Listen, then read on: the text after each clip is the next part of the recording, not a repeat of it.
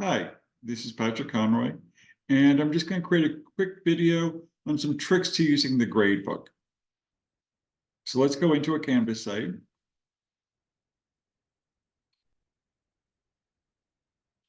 Now, many of y'all I see use I mean, weighted totals. Okay, so this is the easy way to set them up. It's very easy, but it's not very intuitive.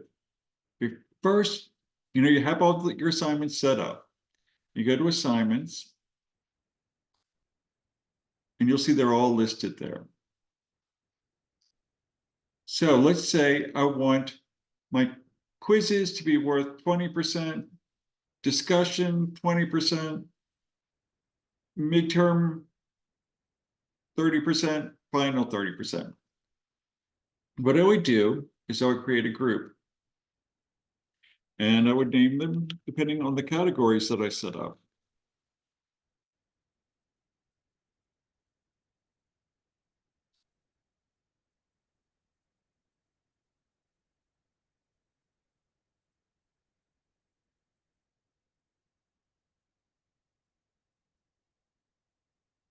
So you get the idea. Then, and they all appear at the bottom. There's nothing in them yet. Then what I would do is I would take the type and I would move it to the appropriate group. I can either drag and drop, or I can click on the radio buttons and say move to. And I can just say quizzes or midterm or discussions. Then what I do is I click on those radio buttons at the top and do assignment group weights. Check that. And then, by the time you're done this, these two should be empty. So then you'll have quizzes, and I put here 20%. Discussions, 20%. Midterm, 30%. And it's going to want this to add up to 100%. Once you do that, you don't have to do any other sorts of calculations. You can make everything in your gradebook worth 100 points, but it's going to apply this formula to them as they calculates the final grade. Easy, once you know how to do it. The trick is to remember you go to assignments first, and then put things in the correct group.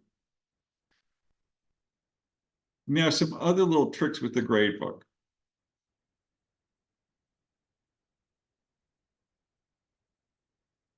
And if I click on here, I'll get to these gradebook settings. Okay, for my late policies, I always put in automatically apply grade for missing submissions, and I put in a 0. That way, when they look at their total percentage grade, they'll see that it's dropping because they're missing assignments. Otherwise, they could be fooled into thinking, hey, I have an 80%. Well, that's because I don't have zeros in for their missing assignments. Now, if I want to do late submission, I could put, whatever I want, how much it's going to be for each day late, and the lowest possible grade that they can get. So that's one thing I can do.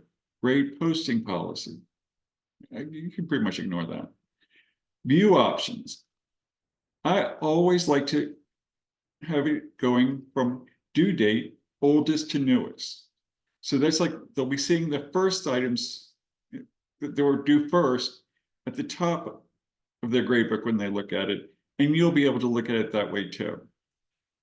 I don't know why, but I sometimes get funky results when I try to use module, even though I have everything in modules. Sometimes it's just funky. Also down here is if it hasn't been turned in, it'll be like in a reddish pink hue. If it's late, it'll be blue.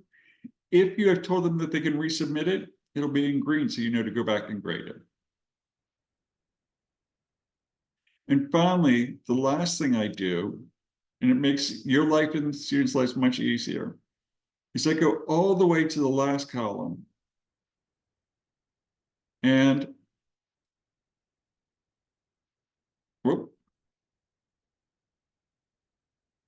move to front. That way, when I open my grade book, I'll see their grade right by their name. There are no students in this class right now, but it's all the way over on the left. And sometimes, I want to send out a message. So I can message students who have a grade total higher than 90. And then I can send out a quick message to these students.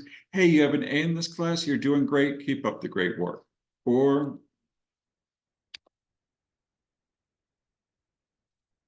switch to lower than 60.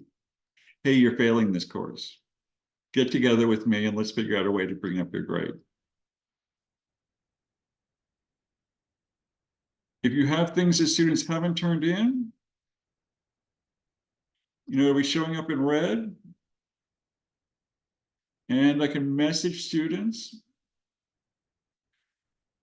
And once there are more things that would pick up if this was an active class and there were actually students in it. But I could say, hey, you haven't turned in any of the work for chapter 1 quiz. You can still turn it in. Da, da, da. Just a little friendly reminder to them to get it in. Okay, see, those are my favorite tricks in the gradebook.